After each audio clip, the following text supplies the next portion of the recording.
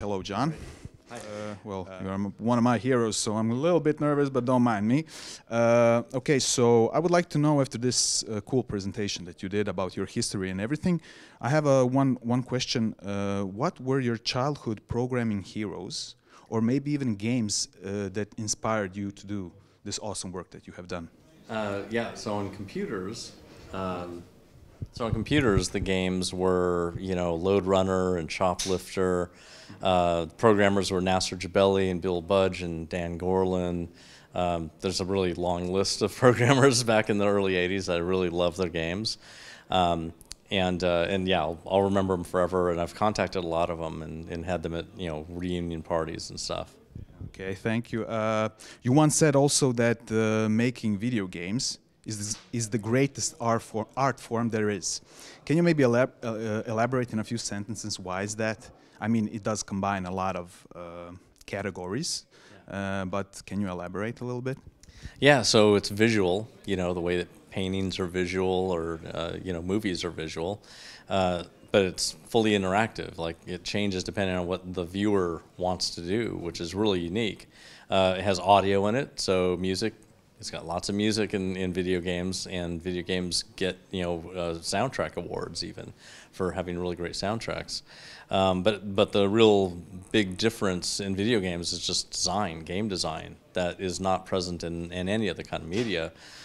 There is design in paintings, and there's design in audio, making albums, but there's not another form of design for the interactivity of the viewer or the participant. So it's really brand new, but it combines all of it together into one work of art that takes more than just one person to make. It's like a band. It's like 5 people or whatever that usually makes an album.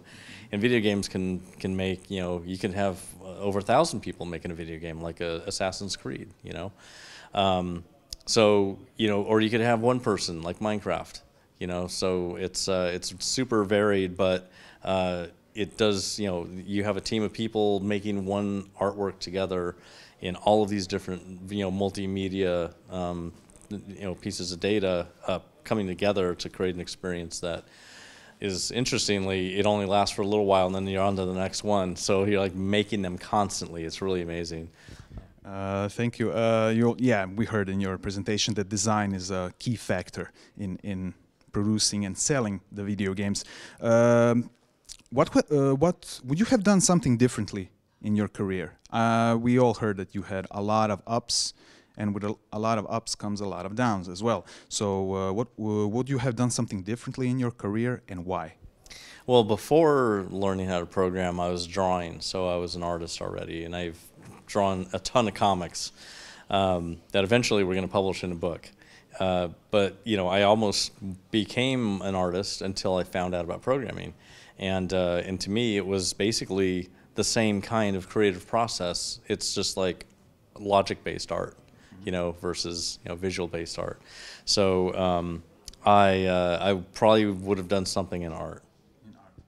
Okay, Easter eggs and secret rooms that you put a lot of effort in your video games. That was a nice trick to make the consumer come back and play the game once more. When you come to the end, you realize, oh, I didn't do that, do this. Is there some kind of trick that caught your eye in today's video games industry, which is similar like that? And well, basically that's it. Any kind of trick that caught your eye? Not really. A lot of games have not put Easter eggs in, especially really big console releases, just because QA needs to see every single thing that's put in a game, and every single thing has to be approved, and you can't just like sneak something in.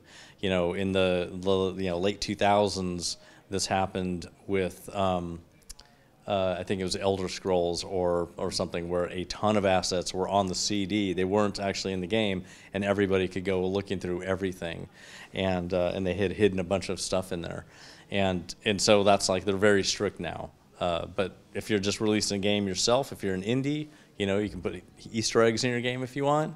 I'm a huge fan of Easter eggs. I've put them in my games forever.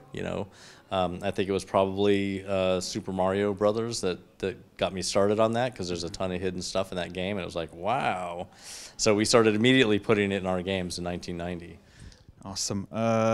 Maybe a video game that blew your mind in the last 5 or 10 years?